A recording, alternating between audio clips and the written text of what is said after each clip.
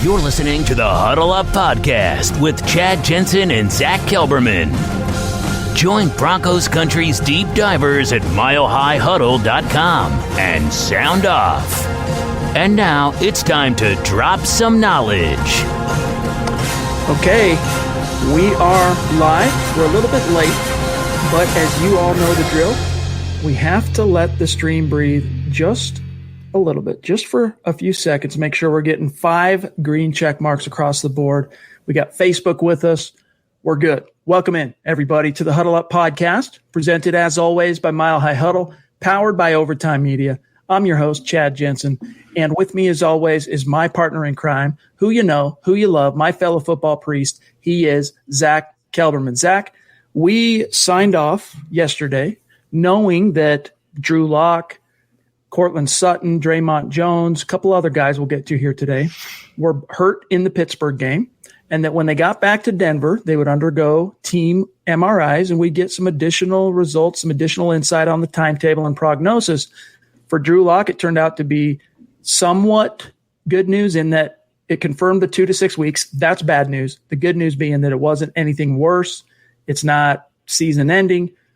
Unfortunately, Zack, in the case of Courtland Sutton, he's done for the year. Another dagger in the heart of this team. And you listen to Coach Fangio today in his presser. You know, he was asked, I think, by Jeff Legwold, how are you holding up emotionally? Like, how could you not be frustrated at this point? He said, look, we'll get by. We'll figure it out. We'll make it work. But what was your reaction to the Courtland Sutton news? I think that's putting lipstick on the pig. How could you lose a top 10 wide receiver after losing a future Hall of Fame pass rusher and not feel sadness or feel like the weight of the season's kind of crashing down on you? Obviously, the Broncos did have playoff aspirations, Chad. You and I both predicted double-digit win seasons for the Broncos. They're just losing too many people. And let me just say, I can speak for everyone, the injury bug can go straight to hell, Chad. This season is god-awful. I hate 2020 all around. It gets every worse by the day, it seems like. In terms of Drew Lock, I'll start with him. I'm glad it wasn't a full-blown rotator cuff tear or anything, long-term ligament damage. It's a strain, a severe strain. All things considered, he didn't break his collarbone. He didn't break his shoulder. He didn't tear his labrum. I was worried about that as well. The old Drew Brees injury could have been worse. It's Jeff Driscoll time, I think, for the next 4 or 5 weeks.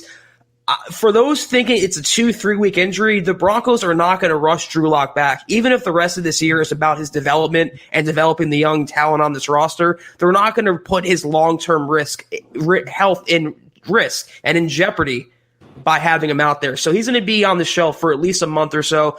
Courtland Sutton, what are we going to do? I'm interested to see. This is Jerry Jeudy's crash course now as a wide receiver 1. And he wasn't ready for that job in week 1 when Sutton was out of the game. I want to see how he's going to do in this role now for his maturity, for his development. He has to learn how to catch passes a little more consistently. KJ Hamler looked pretty good. So it sucks. There's no positive way to spin or to polish this turd that is 2020, Chad. It's true. I hate to be graphic, but that's true. This is what it is. This is the hand the Broncos have been dealt, losing so many players. But there's always a positive side you can talk about, which is the younger talent. They have guys on the roster they want to check out. They have other quarterbacks they want to see. You can see Rippon now. You can see Jeff Driscoll. There's always a silver lining. This, though, feels like a bronze lining, Chad. Yeah, I mean, we're not going to lie to you. Every single injury, with the exception of 3 that popped up in Pittsburgh, Draymond Jones, DeMarcus Walker, and Devontae Harris, every other injury the Broncos have suffered that have had long-term implications up to this point has been to not just a starter, but a Pro Bowl caliber player. And in the case of Drew Lock, yeah, he's got a long way to go until, he's a Pro Bowler. However, he's that caliber of player in terms of what he means to the Denver Broncos. It has just been one bad turn after the other. And so right now, Zach, fans are frustrated. They're fed up. Fans, I think, are depressed a little bit. And we can't blame you. We can't blame you. But here's what you got to remember is just a few months ago, you didn't even know if you were going to get football this year, but you did. It's unfortunate the way the chips have kind of fallen up to this point, but there's 14 more games. Stranger things have happened, okay? If what we saw here's one thing that you got to keep in mind with regard to perspective here, okay? We're talking about a Denver Broncos team who failed to make some plays in the clutch, a few coaching foibles along the way, water under the bridge. But this team, despite all the losses, because it wasn't just week 2, week one, the Broncos were without some serious playmaking wherewithal. They still managed to be in a competitive game all the way down to the wire. So what that tells me is, again, we talked about this on yesterday's podcast about being an optimist. What that tells me is if the Broncos, including Pat Shurmur, who's still the new kid, all right, he's still the new guy at Dove Valley, he and Mike Shula, but as a play caller, Pat Shurmur is new.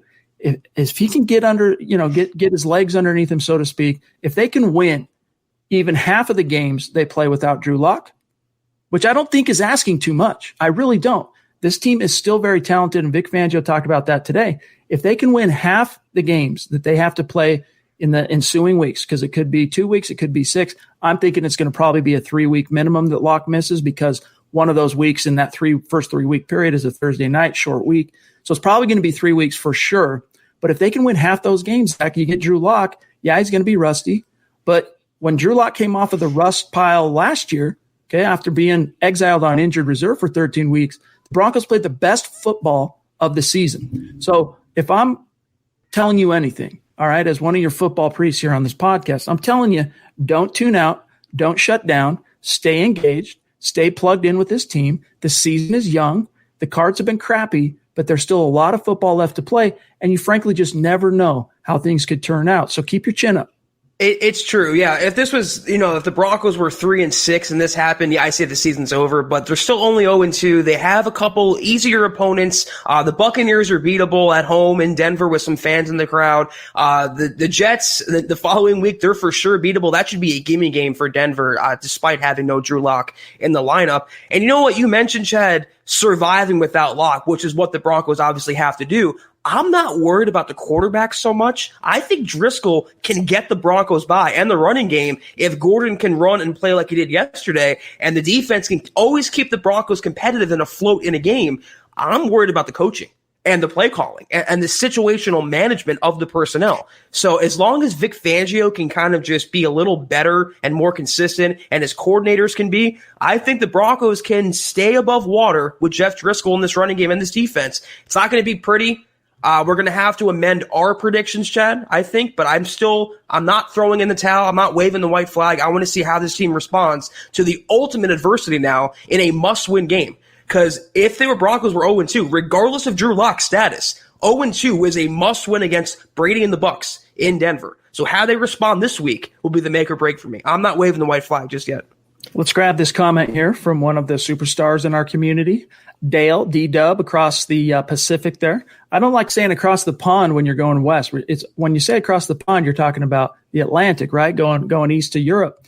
So we'll say, Dale, across the Pacific Ocean in paradise, basically, jumping in here. And part of our job as your football priest is when things go sideways, we got to help you exorcise the demons. And we're going to be here to do that with you tonight.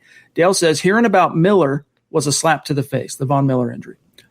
Drew Lock going out was a kick to the you-know-what, below the groin. Hearing Sutton is out for the year was even worse. I'm not going to read it because it's family friendly. Ouch. Not to say that's too bad. It's not. He doesn't curse or anything, but I got to keep it family friendly. But bottom line is here. He says, "I'm ready to kick teeth hard." And Dale, we don't blame you. And that's part of what we hope these podcasts can be for our community, Zach, is we want the fans to be able to get those, work their hormones out, so to speak, look, exercise demons. It means just kind of getting things off your chest, right? Getting it out. And in this case, we're going to help you do that here tonight. But yeah, there's no way to sugarcoat it. I said it was a comedy of injuries, only there's nothing funny about it, right? It's like a comedy of errors. But this is a comedy of injuries, but nobody is laughing except, of course, for maybe the Denver Broncos rivals. Dave and Callie jumping in to say, "Hey, gang, still love my Broncos." And that's right, man. I think we're all united under that banner of, hey, we're going to gather together. We're going to rally around to see what's going on a day-to-day basis with the Denver Broncos. And then when it's game day, we're going to be there to break it down, to react, to either share in the joy of triumph or, revel and commiserate in the failures and coming up short of losing. Amber here, one of our Facebook supporters, much love to you, Amber. She said, "I'm a Broncos fan till the day I die. I will still be cheering." Straight up. Absolutely. Guys, there's a lot we got to get to tonight. There's other things besides the injuries that Fangio addressed today that are coming out of that, takeaways, observations, implications from the week 2 loss to Pittsburgh that he addressed today. We want to get that. We're going to talk about that with you here tonight. Real quick, Zach and John, I don't know if – let me check something here real quick. If you have Levi jumping in, John, I don't know if you have him, but it skipped. My chat is already so hot and heavy that it jumped Levi. There he is. Just want to give a quick shout out here to Levi. I want to say, 4 or 5 days in a row, I think he's been active on Super Chat. So becoming a superstar bona fide in the community, and we really appreciate you, Levi. Yes. So much love to you, dog, and we'll keep an eye out for any comments or questions you have in the chat stream. But this idea here, Zach, of tanking for Lawrence, it's just you got to resist it. That's not befitting of Pat Bowlen, is it? I mean, maybe in your heart of hearts you can sit and think, if they lose, I'm not going to shed too many tears because it gets you closer to Lawrence. But you still have a lot to learn about a second-round pick, only 2 years removed now, in Drew Lock. And, he's only got 6 games now, six starts, not even 6 full games under his belt. You got to figure that out. And you might say, well, Trevor Lawrence, he's a for sure thing. He's a guaranteed stud in the NFL, immediately takes his team and to the next level. But even if you think that's true, Zach, and you're willing to forsake that second-round investment and everything you've got kind of put in on Drew Lock at this point, the Broncos are not going to be the worst team in the league this year. I'm sorry, dude. The worst team in the league, they don't go toe-to-toe with that Pittsburgh defense to the wire with a backup quarterback. They just don't, okay? The Broncos are going to get some wins, and maybe if the worst possible scenario occurs, they end up, 6-10, 5-11, something like that. But it's probably not going to be good enough, Zach, for number 1. Let me address 3 points here, because I'm literally swaying back and forth with anger that's just forming inside of me when this tank for Trevor trope comes out, Chad. First of all, the defense alone in Denver can win the Broncos 3 to 4 games. That's not including what they can do on offense, what they can do on special teams, the coaching if it ever comes back to life. They're not going to be the number 1 overall pick. They're not. They're going to be, at worst, like you said, Chad, if Locke is going to miss the entire season, let's say, a 6, 7, 8 win team, whatever. Second of all, this tank for Trevor and never win again for Trevor, that was said to me on Twitter today, which it blows my mind. It is a loser mentality, defeatist mentality, coward mentality. It's how bad teams stay bad. You don't tank for one player. This isn't basketball. This isn't baseball. This is the NFL. You don't do that, first of all. Second of all, Lawrence, to me, maybe this is my opinion, he's not Peyton Manning coming out. He's not even Andrew Luck coming out. He's a good prospect, but would I purposely tank a promising season for him? No, not even close. And my last point here, I'm going to keep this very truncated, to give up on Drew Lock after 7 career starts, when you had all your hopes pinned on this guy as the savior of the franchise, as the cornerstone quarterback, you're throwing in the towel because his offensive line got him hurt. He hurt his shoulder, and that's why you're giving up on him. We all were singing his praises before the season. Now 7 games, 2 weeks goes by, and we're tanking for Trevor now. Same thing happened to Phillip Lindsay, Chad. He was the messiah. He was the savior last couple seasons. They signed Melvin Gordon. We don't need Phillip Lindsay. He can go. He can walk. It's that defeatist, cowardly mentality from some of the Broncos fan base. I hate tank for Trevor. They're not going to do it. They're not going to get Trevor Lawrence. They're not going to finish number 1 overall draft pick. I wish we would just stop this right now. As Jerry says, too many fans already wanting to tank and get rid of Locke, and it is nauseating. By the way, hat tip to that MHH face mask that you're rocking there, guy. Appreciate you, Jerry. One of our Facebook supporters as well.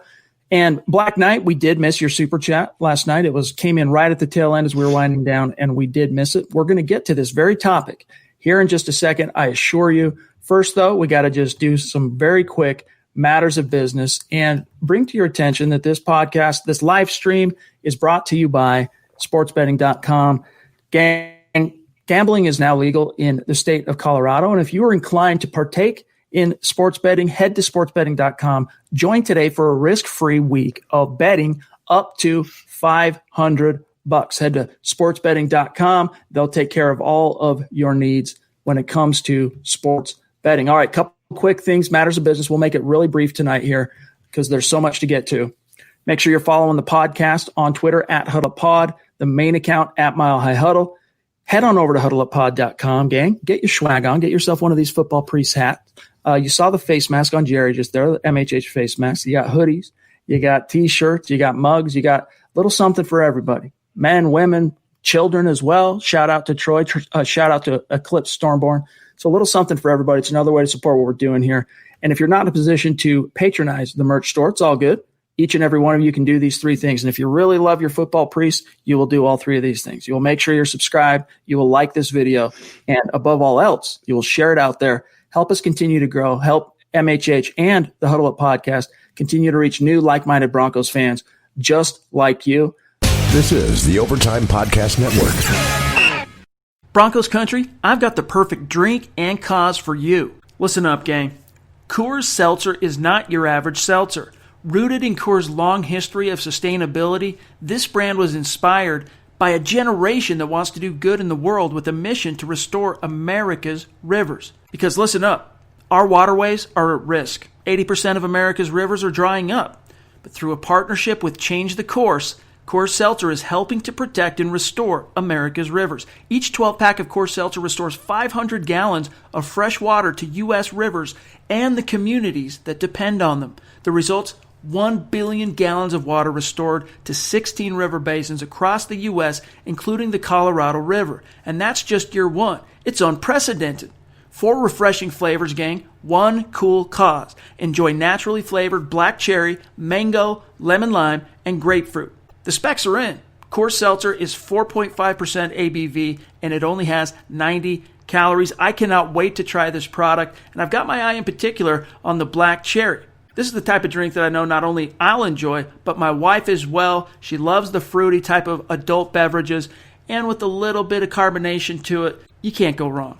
Join the world's easiest volunteer program by simply drinking Coors Seltzer. You can volunteer to restore America's rivers.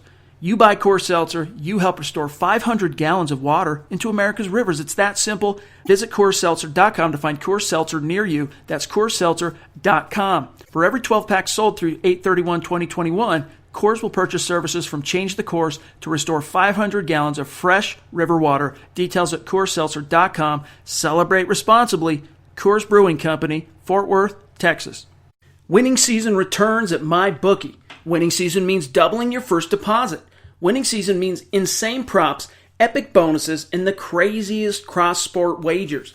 At MyBookie, winning season means watching live sports and betting live sports all season long. Rejoice, because the NFL has returned. That means action-packed Sundays and huge cash prizes. Get in on the action, use promo code OVERTIME, and double your first deposit. New players get up to $1,000 in free play, which is designed to add more excitement to the sports you already love and the games that you bet. Bet with the best this NFL season for your chance to win big. Use promo code OVERTIME and double your first deposit. Your winning season begins today only at MyBookie, and here's the best part. Overtime is going all in for our listeners. We're giving away $500 cash to one lucky person who takes advantage of this offer. When you make your deposit, just take a screen grab of your MyBookie account and email it to overtime@advertisecast.com. That's overtime@advertisecast.com. $500 given away at the end of September. Zach, let's grab. There he is, by the way. Well, hold on to Troy for just 1 second. Black Knight 232, who we did miss last night. Sorry about that, Doc.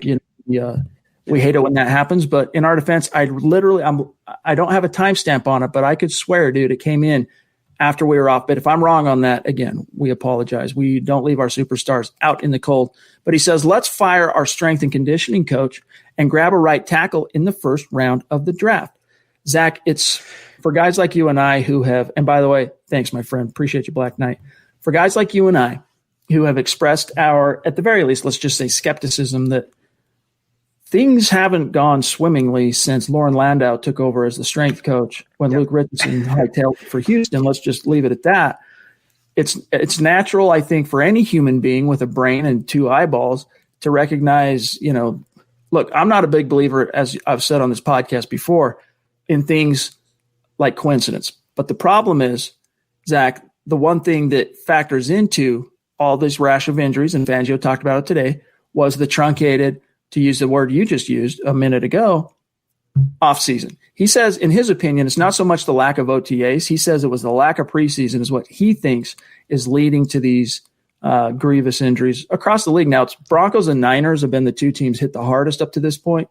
The Broncos, though, I still think emerge on top as so far just the punching bag of that injury bug. So it's natural for fans to go, look, someone's got to pay for this. Someone needs to be held accountable. This is not normal. This is not right. Unfortunately, there is a little bit of a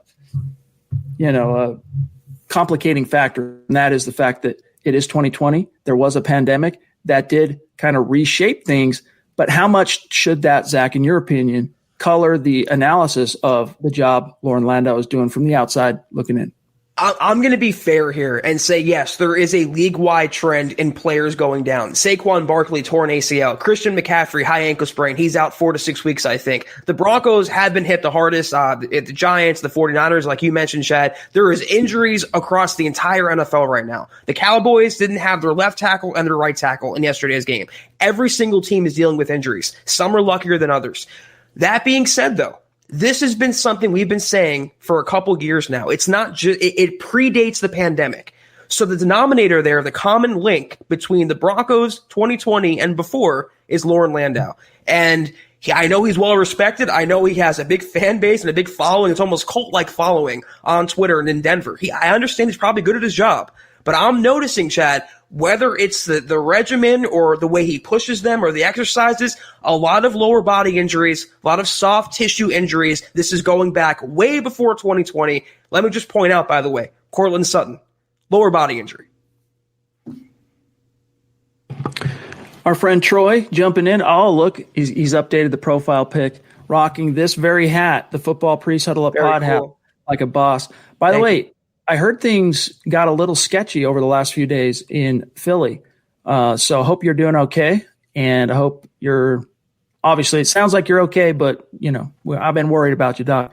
Appreciate your support as always. He says, happy Monday, Priest and Broncos fam. Heartbroken, but surprisingly optimistic. We'll be okay. Keep your heads high. Hashtag state of being, hashtag MHHUN. Yeah, brother, you got to stay positive at this point. Like Zach said, if Locke goes down, middle of the season and or even in the second quarter of the season and it's a 2 to 6 week timetable, you're really starting to question what, if there's any shot at this being a season that can include a playoff berth. But at this stage, it might seem ridiculous, Zach, to consider playoffs as even on the table. But until it's not, you got to keep it in, the Broncos country zeitgeist. And by the way, also got David Kilgore, another bona fide superstar, jumping in. David, thank you. Hat, MHH mask. He is all done up like a boss. Love it. Appreciate you, DK. He says, and your generosity. He says, so do you guys see us signing a veteran wideout or quarterback? Zach, the Broncos carried 7 wide receivers on the active roster. They're good. Fangio said today, no, we're not going to go sign a veteran wideout. We got wideouts coming out of our ears. The young guys are simply going to have to step up. Quarterback, let's put a pin in that just for a second. Wide receivers, what's interesting about this topic, and again, thank you, David, is that injuries do create opportunities. You talked about this, Zach, at the top of the show. Opportunity knocks. For who? Jerry Jeudy, KJ Hamler, who looked dang good in week 2. A couple plays maybe you'd want back from Hamler. I don't know, but he just that speed, man. As soon as the ball is in his hand, he's just a lightning bolt. He's just boom, flash. So those are the 2 guys that really the onus falls on them. And of course, the more veteran guys like Tim Patrick and Deshaun Hamilton. And then, maybe even Tyree Cleveland, the rookie 7th round pick who surprised both of us in making the final roster. I wouldn't worry so much, Zach, about the receiving talent, especially because of the investment draft pick wise the team has there, but also because of the presence of Noah Fant. Yes, this is why you have 30 wide receivers and 40 tight ends, Chad, on the roster. You have enough guys to catch passes. No one can truly replace Courtland Sutton, but the Broncos, all of them together can kind of, replace his production, I think, in the stat column, or at least keep the Broncos offense afloat. Why I always hate, and I saw in the comments, people or one person was at least pining for Dez Bryant.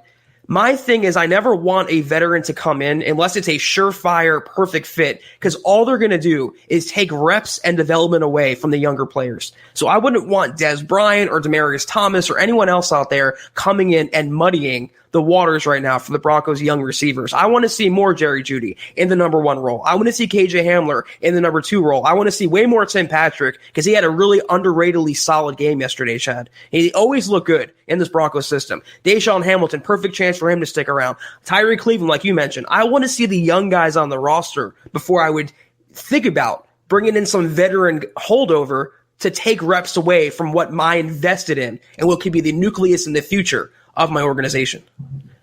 Well said. Well said, my friend. We got Christopher Do44 jumping in on Super Chat. Appreciate you, my friend. Thank you. And I'm glad that we kind of connected the two accounts. We just last week, I think it was, I'm like, hey, are you Christopher Do44 on Twitter, on YouTube? You're like, yeah. I'm like, all right, cool. Followed you back. He says, how do you guys feel about Demaryius Thomas coming back to Denver?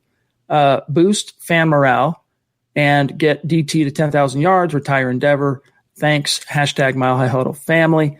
I think it's a viable question because he is available. There was a little bit of a spark on this topic during the offseason when Thomas said on Denver radio that he would love a reunion in Denver, but I'm sure Zach, I just don't think that's John Elway. There are a few exceptions, all right, like Brock Osweiler.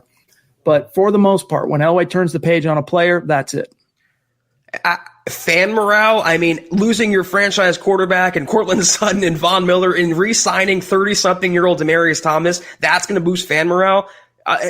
To my last point, no, I don't want him coming back in. X's are X's for a reason. There's a reason why the Broncos broke up with him. He had that car accident, then he hurt his Achilles, and he had that failed stint with the Jets. He's just, I hate to say it, good player in his prime. I love DT. He's washed. And you don't want a washed receiver in this locker room. As a coach, he wants to come back in a few years, fine. You could be a receivers coach or an assistant. But playing on the field right now, no. I want more Jeudy, more Hamler, more Cleveland, more Patrick, and more Deshaun Hamilton. I don't want Demaryius Thomas. Guys, you got Jerry Jeudy and KJ Hamler. I mean, both Zach and I kind of panned the second-round pick this year, it being KJ Hamler, but now it seems like it was prescient because, I mean, maybe you could still make an argument that it should have been an offensive tackle because, they could really use an upgrade in that department. But still, it's really handy suddenly to have KJ Hamler on this roster who's just, getting his beak wet. And so is Jerry Jeudy for that matter. And I think, it's unfortunate that as they grow early on in their career as rookies, they're not going to be able to do that with Drew. They're going to be doing it with Jeff Driscoll.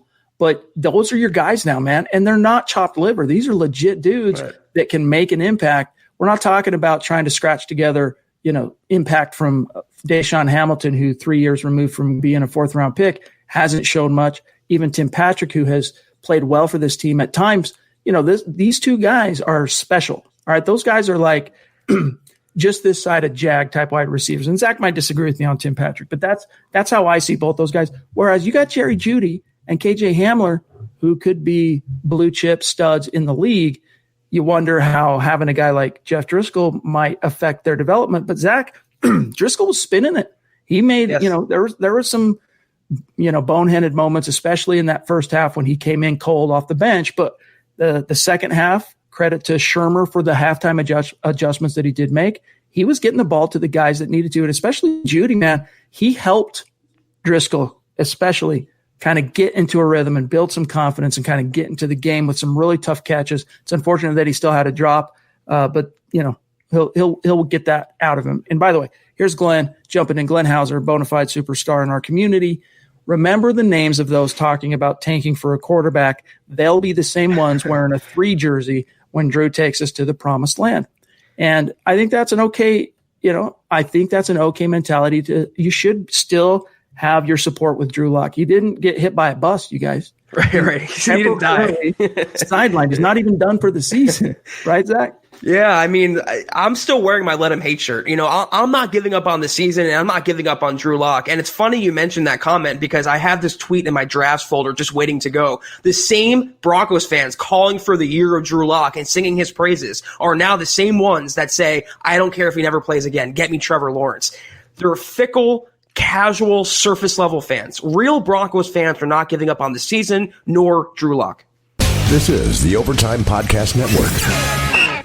In case you missed it, sports gambling has been legalized in the state of Colorado. Whether you're looking to place your first wager or you're a seasoned betting professional, sportsbetting.com is the place for you. With sharp odds, a huge range of lines, props, and futures, and backed by state-of-the-art data security and encryption, sportsbetting.com gives you all the tools you need to maximize your sports betting experience. Sportsbetting.com is a legal and licensed sportsbook in Colorado, so with a fresh slate of games coming up in the NFL this week, plus the NBA playoffs, plus college football, you name it, head on over to sportsbetting.com and get in on the action. All right, let's grab Dave here. Cali Dave jumping in on Super Chat this time. Appreciate you, my friend. Been away for a while. Sending a little love. Denver Broncos for life. And Randy for the Hall. Randy Gradishar. Yeah, man, we're keeping our fingers crossed. We're keeping our fingers crossed for Randy. One of these Dave, years. Hope you're surviving the California fires and everything's going well with you and yours, my friend. Appreciate you in the community. Zach, as we get to let's grab Levi's Super Chat, and then I want to get to something Fangio said. Levi, appreciate Levi you. jumping in again. Top rope. Every time, top rope. Appreciate you, dog. He says, I blame Juwan James for Locke's injury. And that's a little bit more of a novel kind of roundabout way to get to the real source of what happened on Heinz Field. Because think about it. First of all, Juwan James, the Broncos, they invested some serious dollars into him. They get 62 snaps last year. Wilkinson comes in, starts 12 games, relinquishes 10 sacks. It was pretty much a crap show from the beginning. He's a guard. As I wrote today, Elijah Wilkinson is a great try-hard guy. What the Broncos need are great do-good guys, all right? Try and, it's like Yoda said on Star Wars, do or do not. There is no try. And as you saw in Pittsburgh yesterday, trying, it just doesn't always pay the bills. You got to close. You got to get the deal done. You got to cross the finish line. So Juwan James, look, he does. I mean, I don't know about you, Zach, but I haven't seen the bug that shall go unmentioned, ravishing NFL players and becoming some kind of, mini epidemic within the league. The NFL has actually done a phenomenal job without a bubble, outside of a bubble, to keep that as a non-factor thus far. They're being very diligent, very disciplined in their protocols. I'm sorry, just like we told you when the news broke, Juwan James should be playing. He really should. So if you want to blame him for Drew Lock, I don't blame you. I'm not going to go that far at this stage because he wasn't on the field, but I get you. Yeah, show me try in the stat column. It ain't there. I don't care about try. That's a cowardly mentality. And, connecting Juwan James, what is it, the 9 degrees of Kevin Bacon, Chad, or whatever that was. It's those very roundabout ways of forming opinions and analysis. I blame, you can blame Wilkinson for being a horrible tackle, which he's not even a tackle, but it's also the Broncos coaches for not getting him out of the game after the quarterback got killed.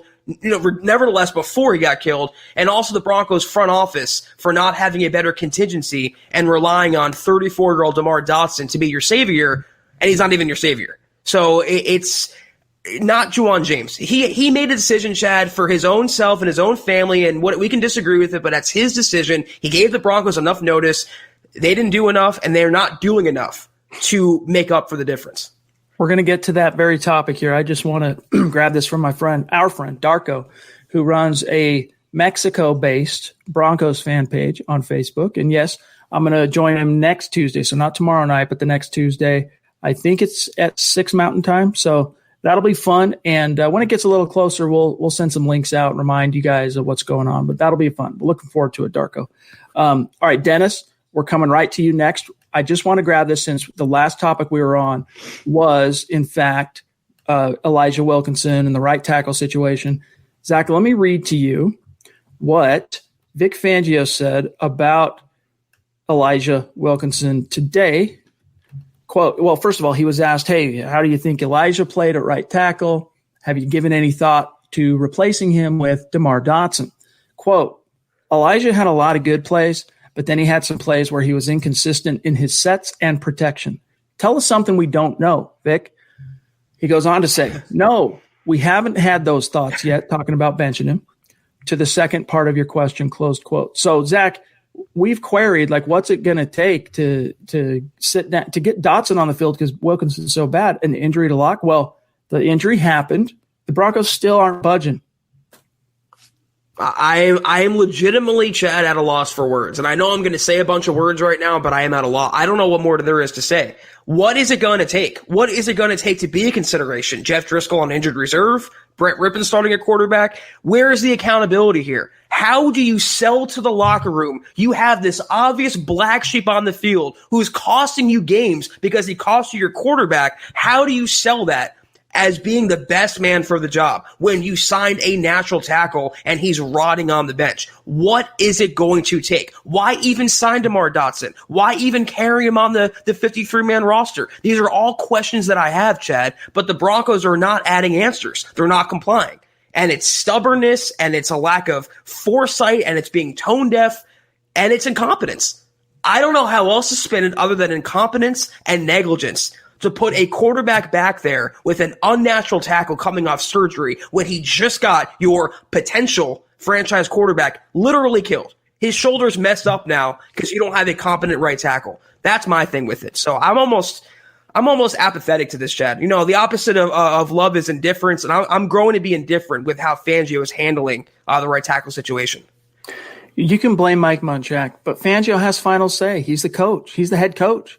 As Jeff says here, thanks for the super chat, my friend. He says, Fangio keeping Wilkinson in these games is asinine. And we don't disagree with you. Zach, I've had some people say to me, well, you know, it wasn't actually Wilkinson's assignment that laid the hit on Locke. In fact, if you go back and watch the play, it actually still is Wilkinson's fault. I'm sorry to say it, but I mean, look, it starts with TJ Watt doing a nice, just beating him to the edge and doing one of the almost a Von Miller-esque shoulder dip to turn the corner, which Drew Lock sees. And so he steps forward and then out, and he starts going right. And when he gets off his point like that, Vic Fangio said today, I wish he would have stepped up. I wish he would have stepped up in the pocket. And I'm saying, no, Vic, I wish he would have been crushed either way by Dupree. If he steps up in the pocket, I'll tell you why in just a second. Then he runs right. Meanwhile, what happens is on the other side, Dupree runs a stunt with the five-tech defensive lineman. The defensive lineman goes outside, he cuts inside, and Bowles and Reisner kind of get their wires crossed on who's got who. Dupree ends up basically having a free shot, knifes into the backfield. By this point, Locke is kicked out, he's running, he stumbles a little, and that's actually what did him in, is he stumbled, and it kind of threw him off the clock in his head, and then boom, the hit from Dupree. But Zach, if Elijah Wilkinson doesn't allow that literally instant pressure from TJ Watt, Drew Lock isn't moved off his point. And you could argue, well, he probably still would have got hit though, because again, Wilkinson or Bowles and Reisner kind of had a miscue on that stunt. Maybe he gets hit, but he's not getting his shoulder destroyed. And it would have been in the pocket. It would have been a different animal. And who knows? He still might have had time to get rid of the ball. So honestly, you can say that Wilkinson should be absolved for the blame for the hit on Locke. I still see him as, at the very least, Zach, he was complicit on that play in particular.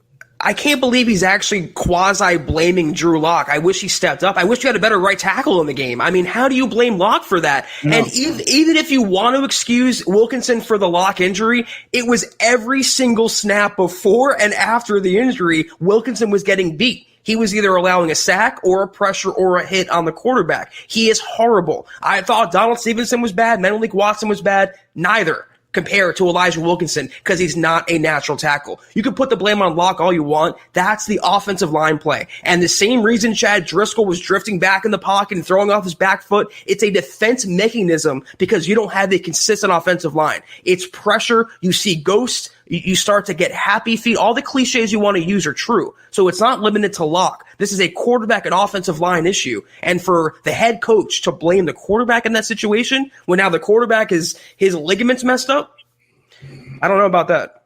In Fangio's defense, the question was literally, what did you think of the play? Did you think Locke maybe could have done something different? Would you rather him have thrown it away? Like they were kind of leading him. He kind of walked into it. But he controls what he says. And as you said, it's almost like blaming the victim, right? It's victim blaming. I'm so tired of the excuses for Fangio, Chad. I mean, this is the Overtime Podcast Network. I hear you. Let's grab Dennis. Appreciate you, my friend. And he's rocking the MHH dad hat, just looking like a boss. Thank you, Dennis. He says, Locke will be a very good, if not better, quarterback before too long. I'd use our first round 2021 draft pick to get the best right tackle that's available. Locke would probably still be playing if we even had an average right tackle. And I think you're right, dude. I really do. Look, that Steelers front seven is arguably the best in the league, and the Broncos were outmatched. And unfortunately, I hate to tell you, Dalton Risner had a bad game. He had another bad game, dude. And, he wasn't terrible in week 1 against Tennessee, but he was bad. And here's where I was looking at the advanced analytics from Pro Football Focus today, and I counted 4 sacks in the first half, okay, that Elijah Wilkinson was responsible for. Do you know what PFF credited him with, Zach? Let me tell you, for the entire game. This should be comical. 1 sack allowed, 1 hit, 2 hurries, 4 total pressures when you add them all up. Meanwhile, they credit, let me find this. They credit Garrett Bowles with only 1 hit and 1 pressure. So, 1 hit equals 1 pressure. They credit Graham Glasgow with 1 hit, 3 hurries. They credit Risner with 3 hits, 2 hurries. And then they credit Wilkinson with 1. So they actually only credit 2 sacks to the offensive line. Zach, 7 sacks. The Steelers sacked the Broncos 7 times. Where are the other 5 sacks, dog? Who gets what? You're just saying it was a free rusher? I get it that fourth down play, maybe you could argue, there was no specific lineman that was responsible for that particular play in the fourth quarter that ended the Broncos' hopes because it was just a missed blitzer that went untouched directly into Driscoll's grill. But, Zach, let's remove that. 6 sacks. You're only accrediting 2 to the offensive line. Child, please. Yeah, those sacks are with the Vic Fangio's timeouts from week 1, Chad, just in fantasy land. They're just unaccounted for. It's another, argument, another exhibit A as to why Pro Football Focus really has fallen off. And we really can't take what they say as gospel, nor are they the end-all be-all football analysis. I mean, they're actually the opposite end of that spectrum, I think, Chad. Yeah, and it's crazy because even as recently as probably 2 weeks ago, I was saying, look, their grades arbitrary. They're not end all be all. Don't hang your hopes or your opinion on that. But their advanced analytics, their actual metrics measuring what happens on the field by the result, not by, judging the player and trying to guess what his assignment was. Their actual advanced metrics, good stuff. This is advanced. These are actual metrics, and they're wrong. You're getting it wrong. You're saying, no, it wasn't a catch for 19 yards, Zach. It was a catch for 13 yards. No, it either, 2 plus 2 equals 4. You got it wrong, DFF. Pull your head out. Black Knight jumping back in. Appreciate you, my friend. He says, anyone want to take bets on us trading for a right tackle? And also, what the fudge is up with Fangio saying that he's not going to bench Wilkinson? We're with you, dog. We're with you. And trading for a right tackle, no. I'm telling you, based on the tonality that Fangio had today about Wilkinson, that ain't happening. They signed a pure right tackle with 9 years of experience, and they're playing a natural guard coming off surgery. So that should tell you all you need to know. They're not going to trade for a right tackle. For whatever reason, I don't know if Wilkinson has compromising pictures of John Elway, but for whatever reason, he has bulletproof job security. And until that changes, he's the right tackle. I have nothing more to say. DK, David Kilgore, jumping back in. Appreciate you, man. Thank you. He says, I do like Locke, but I am concerned about him because he's had 2 injuries in 2 years in the NFL. Are you guys concerned? Concerned, maybe. Concerned, worried, not really. We talked about this yesterday, Zach, that the most commonly compared quarterback, the pro comparison for Drew Lock has always been Matthew Stafford. And so far their NFL trajectories have looked starkly similar in that I'm not going to pull up Matthew's numbers again, but both suffered injuries in their first and second year that cost them serious time.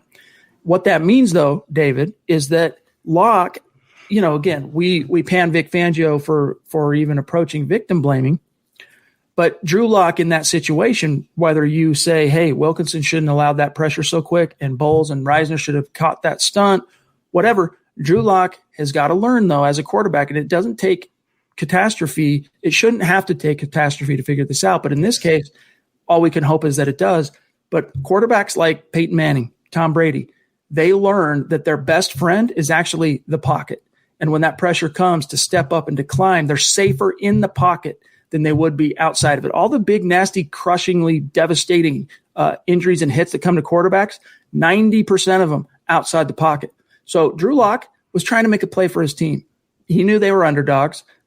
He knew that the first series didn't go well, and he's trying to get something going. And who knows exactly what that play was designed to, what the play call was and what they were hoping to get in terms of the coverage and what kind of production on that play. He was trying to make something happen. So I get it. He's a competitor, and he wasn't giving up just because TJ Watt beat Elijah Wilkinson. But Zach, the flip side to that coin is you got to be able to walk that razor's edge as a quarterback of knowing when to throw it away, when to step up, all these different things. And because he is so inexperienced, you saw that ultimately result partly, in an injury. And part of that's on Drew for doing, I shouldn't say it's on Drew. I don't want to blame Drew, but he's just got to know how to protect himself. And again, Brady, the Mannings, Drew Brees. Do you see Drew Brees running and gunning outside the pocket? No, they make their living inside the pocket for more than one reason, Zach. One of those reasons being they're actually safer in the pocket. It might seem counterintuitive because that's where all the pressure is coalescing, but they have to know they're safer in the pocket. So when that pressure comes off the edge and a tackle gets beat, your best bet is to buy that half second longer and step up. And if you can't make the throw and you can't connect, you throw it away or you take the sack. Right. But your odds of surviving that sack without it being an injury are many times at 10x times better in the pocket than outside of it. Right, yeah, very well said. And it's self-preservation. How many times did you see Peyton Manning in the pocket? He sensed pressure. He knew he couldn't complete the pass. He knew he couldn't get out of it. He just went down. He would literally just fall to the ground and play dead like a possum. It's self-preservation. And young quarterbacks, it's a calling card to make plays and extend the plays and either throw an interception like across their body or do something silly. He was trying to extend the play. He was trying to overcompensate for bad offensive line play, and he got hurt because of it. It's interesting, though, two other quarterbacks he was compared to, Chad, are Sam Darnold and Tony Romo. And those are two other injury, question marks. I know Romo was. Sam Darnold, so jury's still out on him. But this is the game you play with a gunslinger. It's what you play with Romo, with Favre. It's what the Chiefs are doing with Mahomes. He had an injury last year. Would you say he's injury prone? It's part of the game. You have a gunslinging quarterback. They're not the Alex Smith types who stay in the pocket and get rid of the ball in 3 seconds. They're not the Peyton Manning, Tom Brady types who have such cerebral intelligence to know when to get rid of it, to when to go down. He's a young kid in his first full season as a starter. It was bound to happen. But the Broncos are complicit. It's the Broncos doing by not having the best protection for Drew Lock. It's as cut and dry as that, Chad. As Diamond Rattler says here, I thought Mike Munchak was an offensive line guru. And yeah, that's what makes this so mystifying is what are we missing? If a guy who's venerated as the best O-line coach in the league, if not, one of the best, some will pick nits with that, but still, I think almost everyone in the NFL would agree that Mike Munchak is one of the best O-line coaches in the NFL, and yet they're rolling with Wilkinson. Why? How can we justify that? How can we make sense of it? We can't, Zach. The only thing that there's only two explanations that come to mind for me. Okay. One is, and you see this with NFL teams all the time, follow the money. There's more guaranteed money owed to Wilkinson than there is DeMar Dotson. All right. That's one explanation, possibly. I'm not saying I'm just telling you the only things that come to mind. The only other thing being that what we're not seeing behind the scenes is that DeMar Dotson is sucked up, that he's terrible. But Zach, I don't believe that. If I'm guessing on one of those two, I'm pointing to the money one because he wasn't terrible in training camp. Early on, as he was kind of getting his football legs underneath him, there was some, he wasn't pretty, but he got up to speed to DeMar Dotson. And so I don't know how else to rationalize it. It is highly questionable on the part of Mike Munchak. It is. And how bad can Dotson be? Why not give him a chance? Put him out there for one series. If he's awful, get him out of the game. And if he's that bad in practice, Chad, why keep him on the roster? Why not go find a street free agent? The Cowboys started yesterday again, 2 undrafted tackles, and they won the game. You can find a guy off the street. So if he's taking up roster space and money right now, get rid of him and find a better guy who's better than Wilkinson. So I don't want to hear about that. Someone in the Broncos coaching staff or front office, could be Elway, has an affinity to and loyalty to Elijah Wilkinson. And maybe it's pride, maybe it's ego, I don't know what. but there's something weird going on here because I think any other coach by now, any other team would have benched Wilkinson, especially after getting your young quarterback killed. I think it's the money, dude. I think they're going, look, we're locked into $3.2 million. I think it's the money. Throw Chris back on there, John. You're going to let $3 million hurt your franchise quarterback and cost you your season. That's my thing. You have $30 million in cap space. What are we doing? I agree. Chris Hernandez jumping in. Appreciate you, my friend. Bona fide superstar in the community. And as you guys know, 24-year veteran of the Air Force. He says, cheers to my football priests and MHH fam. Cheers to you as well with some bottled water here, dog. Thank you, Much Chris. love to you. Hope you're doing okay, Chris. Let's grab Chandler here jumping in. Appreciate you, Chandler. One of the superstars in the community. He says, I watched a video from a fantasy doctor on Drew's shoulder. He said the injury was a David Chow, by the way. He said, because I watched that same video, he said the injury could affect his throwing mechanics and hinder him from being what he was before. What's your take on Locke's shoulder? Yeah. Look, Zach, we're not doctors here, all right? And I think any doctor that says he didn't tear anything, from what I understand, there is no. It's like a bad bruise, sprain. How did Fangio quantify it today? I'll come back to it, but I don't think at this stage, Chandler, there's any reason to question, can Locke come back from this? It's not that category of a shoulder injury. And even if it was, I mean, you've seen quarterbacks suffer some pretty gnarly shoulders, like Drew Brees, as Zach has mentioned. Think back to that John Lynch hit. What was it, 06, I want to say, that ended basically was the last play of his Chargers career. And I read Drew Brees' biography, and it was an interesting book, and he talks all about that process that every team he went to, with the exception of the Dolphins and the Saints, thought that he was never going to return because he basically tore everything off, dude. It was done. Yeah. You know, it was like when you get that fried chicken and you can just break the wing right off, boom. His wing was virtually busted off. All of the connective tissue and ligaments that keep your ball in the shoulder joint, gonzo, all right, disappeared. That's not what happened with Drew Lock, Zach. So I would not put any kind of long-term implications on his injury at this stage. I wouldn't panic yet, but right after Locke was injured, I tweeted, you wonder about or worry about his labrum and his rotator cuff, because watching the Jets in my formative years, Chad, I watched Chad Pennington, and he tore his rotator cuff, I think, 2 or 3 times.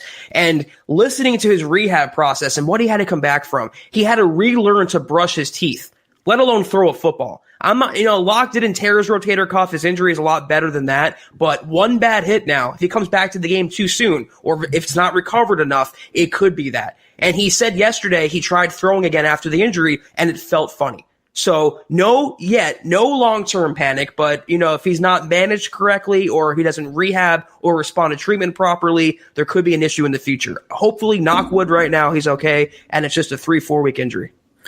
But he's young, he's got all those, the youthful platelets and stuff that go in there and attack and fix and get him back in. He just needs some R&R at this stage. And I would imagine the Broncos don't plan to do anything more with him in terms of, throwing for at least 2 weeks minimum. He's probably not going to even use that shoulder. It's just going to be chilling in a sling and, let it heal, let it recover. We'll see how it shakes out. Mark jumping in. Mark Langley, that is, one of the superstars in our community. Thank you, Mark. We appreciate you, Mark. Good to see you, by the way, dog. He says, what's up, my guys? Injury bug. I know Zach is pissed off. Don't blame him. It all comes down to coaching. Sorry, truth hurts. Zach, here's what's so frustrating, and there is a silver lining in this, okay? What's so frustrating about the coaches is, again, I credit them for both games for being – despite all the injury losses, for being competitive in both games, okay? And even you got to credit Pat Shurmur, as I mentioned earlier in this podcast, for the offense getting shut down in the first half. Everyone's kind of shell-shocked from Drew Lock getting hurt, and then they go into halftime. Yeah, Greg, I'm having you eating chicken wings again. Questioning eating chicken wings again. Then they go into halftime. He makes some excellent adjustments, gets Noah Fant involved, opens things up, and boom, the Broncos are back in the game. But then he giveth, and then he taketh away. And, on that third down, he doesn't, 3rd and 2, no brainer. If you're in 4-down territory, which they were, it was a 5 points difference at that stage. You knew no matter what, if it comes to 4th down, you're going for it. Why not give it to your $16 million back on 3rd and 2? And then if you failed to get that and it's fourth down and you're going to throw, why would you run an empty set? Why would you telegraph that you're going to throw? And not only that, if you're going to telegraph you're going to throw running an empty set, why did you not have – maybe I'm wrong. Was it an empty set on that fourth down? I believe. I don't – now I'm questioning myself. But either way. It was definitely shotgun, though. Either way, Zach, my point being, though, is that the coaches have done some great things, and they deserve credit for being in both of these games despite the injury losses. But what it really boils down to, and I'm going to serve this over to you, is the situational moments. And that's where we use your hashtag, coaching. Yeah, and you know what? To give the praise for the coaches to keep the Broncos close and competitive, first of all, that doesn't do it for me in my standard. That's not what Pat Bowlen would have wanted. And second of all, that's taking the credit away from the players who fought their asses off yesterday to stay competitive in that game. I do give the Broncos defensive coaches credit for their game plans against the Titans and the Steelers. It just wasn't good enough. Talk about Shermer, Chad. It took him 4 quarters to remember that Noah Fant exists, after ignoring him in the second half of week 1 and the first half of week 2. It's funny what happens when you get the guy the ball. You talk about the play calling on the third and fourth and short. Again, situational play calling, game management, game flow. These are all things that are coaching 101. And when you have a good coach like a Sean Payton or an Andy Reid, these are second nature things. You don't even think about them. I mean, Andy Reid was the worst clock management guy in the world. He recovered from that, and now he's a Super Bowl champion. So you just either have it or you don't. And I know it helps to have a franchise quarterback. I know it helps to have a loaded roster, but the end-all, be-all, the final factor is always coaching. And it's always the last little ingredient separating a good team from a great team. And until the Broncos get that in certain moments, Chad, they're never going to be a great team. Yeah, and the equation needs to be, instead of he giveth and he taketh away, it just needs to be he giveth. All right, he just needs exactly. They need to do their job all 60 minutes and quit having these rookie moments, because they're none of these guys that are the main guys, the head coach, coordinator, both coordinators. They're not rookies. These are tenured veteran coordinators and coaches. Act like it. Act like you've been in these situations before. We'll grab Kathy, and then I'll come back to Edward because we just skipped Edward on screen there. Kathy jumping in. Appreciate you, Kathy. Thank you. She says, sorry, I can't stay. Thanks for manning the customer complaint desk. Hashtag state of being. Hey, again, we're here to help with the exercising of the demons sometimes, right? That's what football priests are here for. Ed Keating jumping in. Another superstar, longtime listener to the show. Good to see you, buddy. Appreciate the super. He says, people already giving up on Locke, saying tank for Trevor. I say, hell no. I stand with Locke. Denver Broncos for life. Yeah, I think that's the correct mentality at this stage, just because he got hurt. And look, I would maybe, Zach, understand it a little bit more if it was done for the season. Maybe I could understand a little bit more. But he's coming back. And if the Broncos, again, like I said at the top of the show, if they can win half of the games that they're going to play without Drew Lock, he comes back. I have a sneaking suspicion he's going to give a lift and a spark to this team. And then who knows what could happen. They played their best ball after Drew Lock came off a 13-week exile on injured reserve last year. So keep your chin up. It's funny you say the what if, because I can maybe get on board with Trevor Lawrence if we had a full season of Drew Lock starting at quarterback. If we knew a little bit about what he can bring to the table and what his ceiling might look like in the NFL. Then if this was December going into the offseason, I can maybe kick around the idea of trading up for Trevor Lawrence or maybe moving some assets for him. But tanking a season for an unsure prospect right now and giving up on your potential franchise cornerstone quarterback after 7 starts when he has an injury that's not owed to himself is completely knee-jerk and impulsive. And maybe, to each their own, everyone's entitled to their opinion. I cannot get on board with tanking a season for an unsure prospect. Christy jumping in. Appreciate you, Christy, the queen of MHH, showing some love and some generosity. Means a lot to us. She says, thanks, guys, for keeping it real, keeping the Broncos love. I will never get the tank for whomever mentality. Did Elway win Super Bowls right away? Did Peyton Manning? No. Hashtag let him hit those for those fair weathers too. Preach. Yeah, well said, Christy. Yeah, spot on. 100%, Christy. Thank you. Appreciate that, Jim. Reminding everybody, click the thumbs up, especially on Facebook and YouTube, you guys. It goes a very long way. Appreciate you, Jim. All right, let's grab James here, who says, appreciate the super chat. Thank you. By the way, James, I was looking for you on Twitter on Huddle Up Pod, following Mile High Huddle, following, and Zach and myself. Didn't find you. I was going to shout you out last night, so I just typed your name in a tweet instead of tagging you. If you're on Twitter, reach out so we can connect and shout you out. He says, why did we quit running the ball when it was working? I know we were behind, but we weren't out of the game. Did I miss something? Coaching. No, I'm trying to think back to the exact sequence. But no, look, I think honestly, I didn't. Maybe I'm missing something, Zach, because it was kind of a rushed day for me yesterday, running my wife to a doctor's appointment that had to be done, and then catching the game literally in my hand, watching as I'm in between doing things. I might have missed something.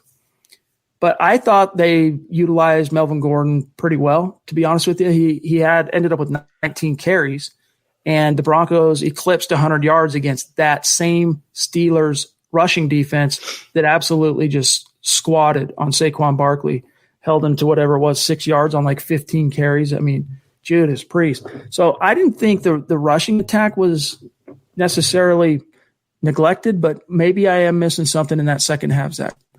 Oh, but when you have 2 downs, Chad, in crunch time to make 2 yards, Yes. I mean, you don't give the ball to your leading rusher who's actually running hard in that game. And not only that, one thing I wanted to add, in the second half, note we didn't see from Melvin Gordon, no screens, no sweeps, no tosses, everything was inside. So again, I'm not going to hammer home the point, but it's coaching and it's situational management, and that's the detriment so far of the 2020 Broncos. Let's grab this one from Jordan Cordona on YouTube, rocking the MHH face mask. Appreciate you, dog. He says, Locke reminds me of Josh Allen, who struggled with the deep ball and accuracy his first couple of years.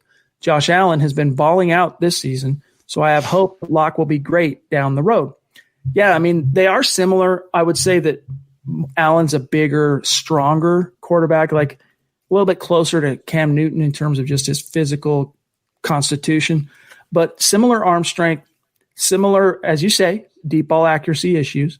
A lot of similarities there. And the Broncos had a chance to draft Josh Allen in 2018, chose not to. Ended up, of course, taking Bradley Chubb at pick 5 instead. But there are some similarities, but they're also quite different quarterbacks. Josh Allen is basically, the new version of Cam Newton with what he can do as a runner and those QB draws and on the goal line, and he can do a lot of those same things. Yeah, this is kind of apples and oranges. I see where the comparison you're trying to make, but the other glaring difference is Buffalo actually protects their quarterback. So that it's, they protect Josh Allen and they treat him like a real franchise quarterback. But yeah, he's way more lethal with his legs than Locke will ever be.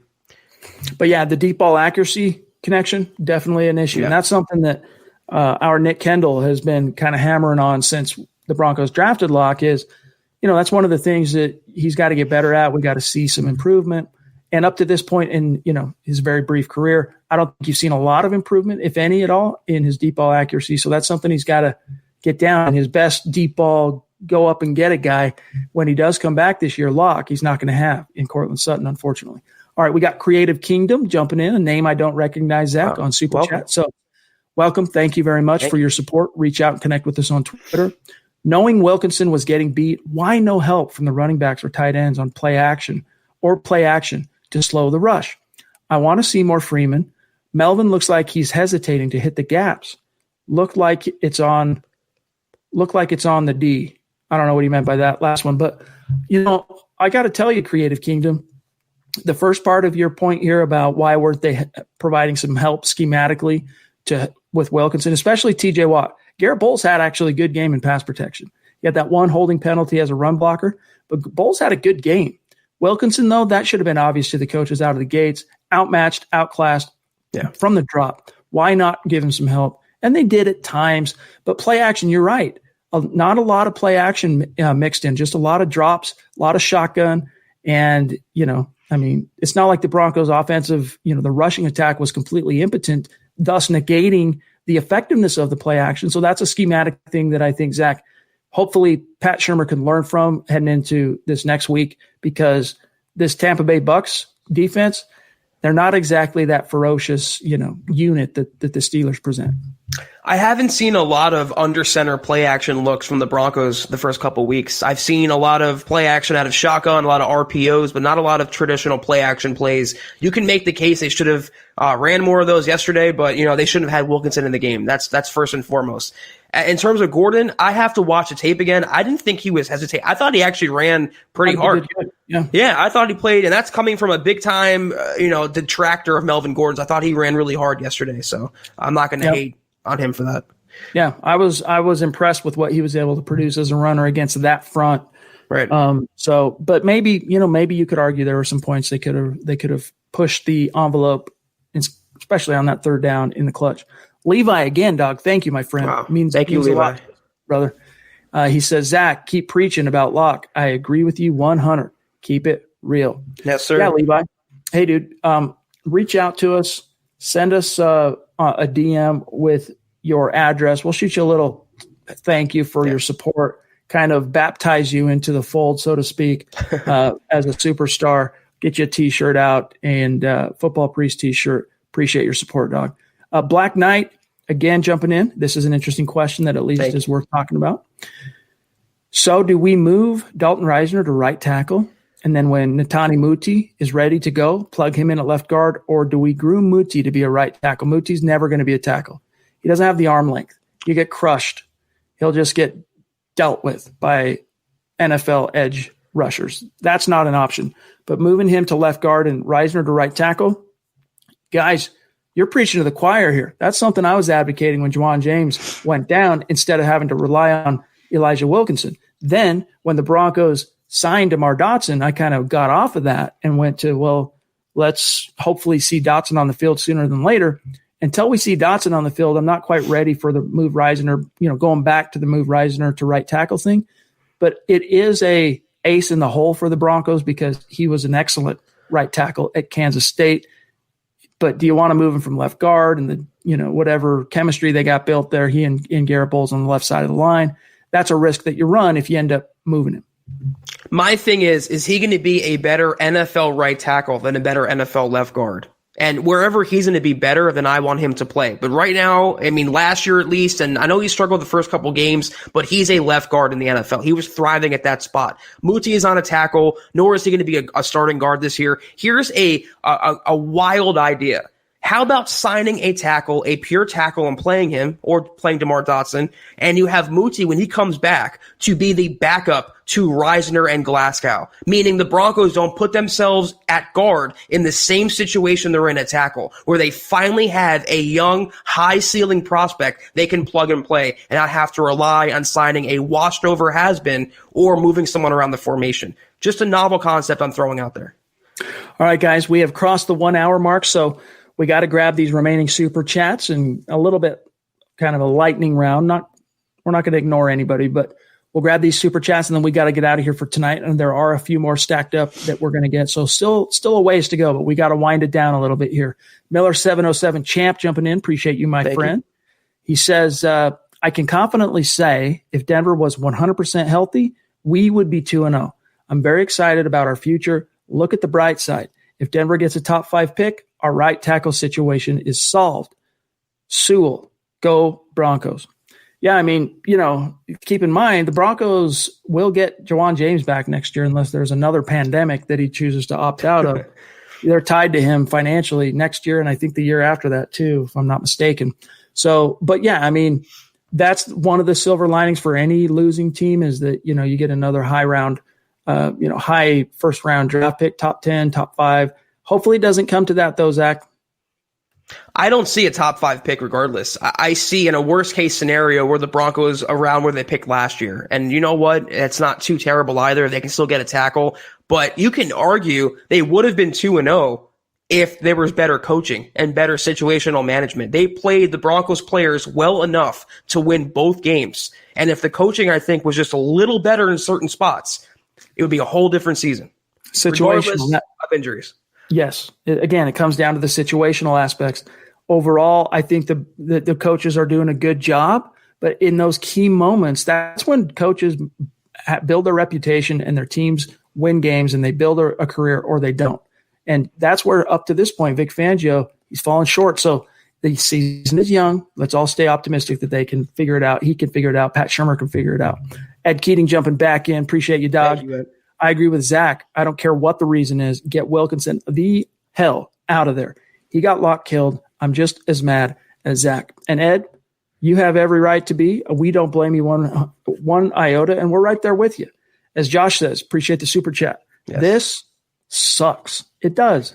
But guess what? Long road left to hoe, and that's HOE. Long road left to hoe. For the longest time, Zach, quick aside, I was saying long road left to what was it? I got it wrong. Anyway, I'll come back to it. Long road left to. Oh, now I'm forgetting it. My anecdote falls flat. Let's grab D-Dub jumping in. Appreciate you, Dale. Very generous. Dale, thank you Love so you, much. bro. Means everything to us, dog. Really does. And just blows us away. Thank you, my friend. He says, especially now with Sutton's injury, I said long road left to hoe.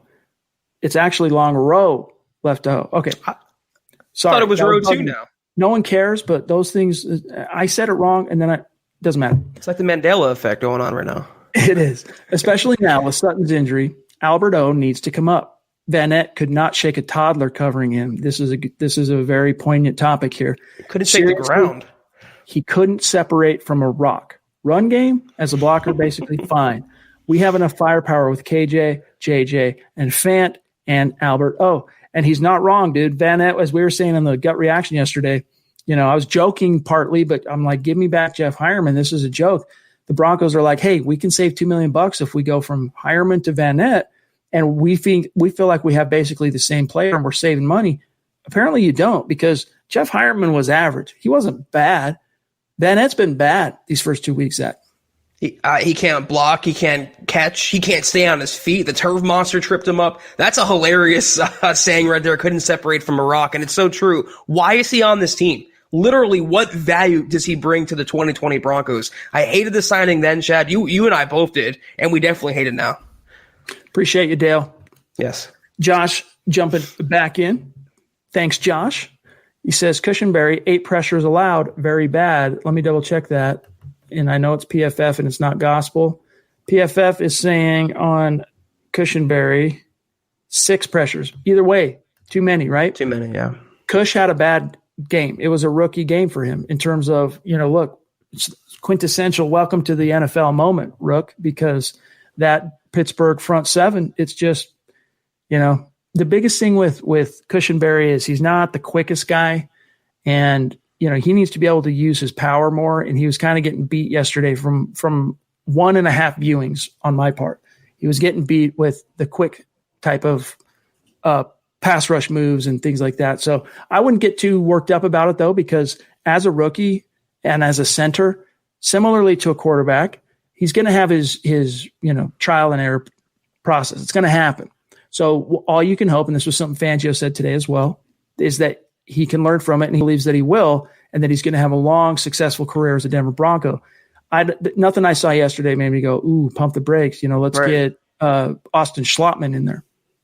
And to Cush's credit, he was a beast in run blocking, Chad. He was moving bodies, and that's not a tough front 7 to move. So I think the Broncos do have their center of the future. Cushenberry, once he gets the pass protection figured out. And when you think about it, when you have a right tackle playing that bad, and subsequently, if your right tackle is playing that bad, your right guard has to compensate to help the right tackle out, who's his boon there?